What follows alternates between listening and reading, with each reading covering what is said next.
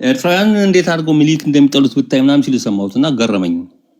ሚኒሊክን አጠሉትም በምን ምክንያት ምን ስላደረገ? አንድ ኤርትራ ውስጥ ምንም ታሪክ የለውም ሚኒሊክ ገብቷል። ውሸት ነው እንዴ?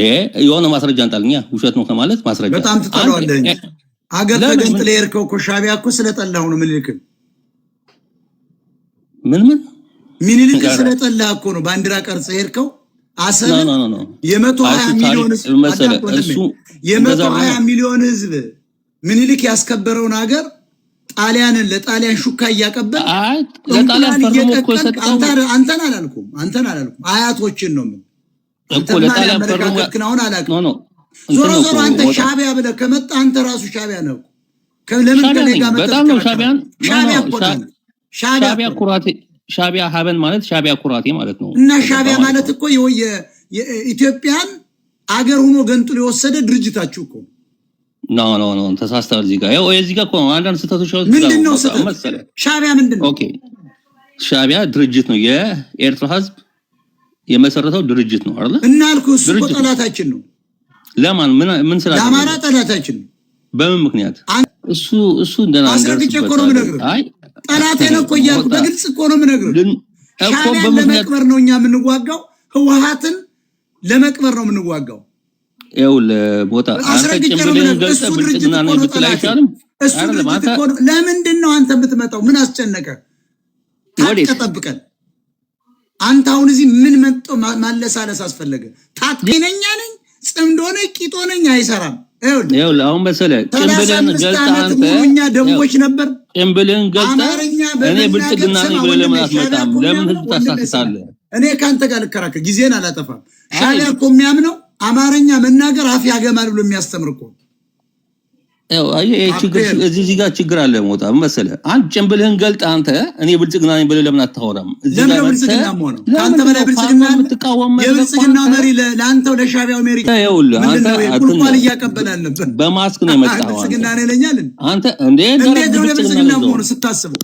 ኦኬ እንዴት መሰለህ አይዲዮሎጂ ሁሉ ምን መሰለህ አንተ ስለተቃወምኩ ነው። ህዝቡን ማረጋጋት ገና ከአብይ ጋር ደግፌ ነው ምቂጥን ምለበልብ ነገር አለ። ለምን አስመራን አታለማ? ኢትዮጵያስ ምን ትሰራለህ? አረ ሞታ ተረጋጋ። ምንድነው እየጠየቁ ነው? ተናገራ። ምን ትሰራለህ ኢትዮጵያ ውስጥ? ወደብ ዘግተህ አገር አለ ብለህ ሄደሃል። በቃ ዊ ዶንት ኬር ሄደሃል። እንደ ዱባይ ማድረግ ነው አገርክን። ቢች ወስደሃል። ስራ እዚያ ጋር ምን ትሰራለህ? በአማራ ፖለቲካ ብልጽግናስ ምንም አያገባ። ብልጽግና የኢትዮጵያ መሪ ነው። አንተ ደግሞ ሻዕቢያ ኤርትራዊ ነው። ምን አገባህ ስለ አብይ አህመድ? አብይ አህመድ እኮ ኢትዮጵያዊ ነው። አብይን የምናወርደው እኛ ነን፣ የምንቃወመው እኛ ነን፣ የምንከሰው እኛ ነን፣ ካጠፋን የምናጠፋው እኛ ነን። አንተ ምን አገባህ? ኤርትራዊ ነው። ካቴ ብርጅስቶን ነው በደንብ መከታተል ያለብን። ኮፕሊንግ ሼር ታብታባ አጥል ይሄ አሁን በዚህ በሰሜን ኢትዮጵያ ላይ ያለውን የፖለቲካ ሙቭመንትና እንደምታውቁት ያው ህወሓት ጎበዞች ናቸው እንደዚህ ናሬሽን መፍጠር ላይ ትርክ መፍጠር ላይ ያንን ነገር አንተም ቀድመህ ከዚህ በፊት የተናገርከው ነገር ሀፕን አድርጓል እንደምናየው ነው።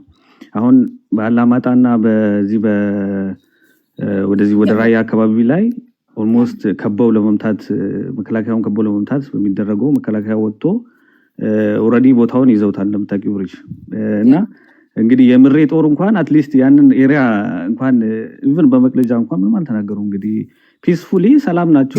ምሬ አብረዋል የሚሰራ መቀሌ አይደለም የሚውል። አንተ ደግሞ ምንድን ነው የምታወራው? መጣ ምሬ ስማ ምሬ መቀሌ እንደሆነ ተፈራማሞ አሁን ራሱ መቀሌ ነው።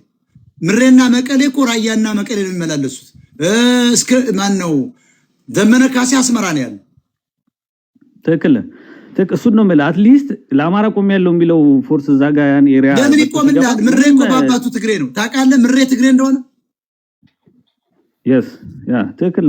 ታዲያ ምሬን ግን አማራ መሆኑን እኮ አያውቅም ወሎየው። ሌላው ምንድነው በዚህ ዌስተርንም ኤሪያ ላይ ኦልሬዲ በዚህ በማይጠብሪ በኩል ምናምን እንትኖቹን እነዚህን አስተባብረው የፋኖ የሚሉትን እኔ ፋኖን ማውቀው በሀገራዊ ፋኖ ነው ያለው እንጂ እዚህ ተለጣፊ ፋኖ የለም።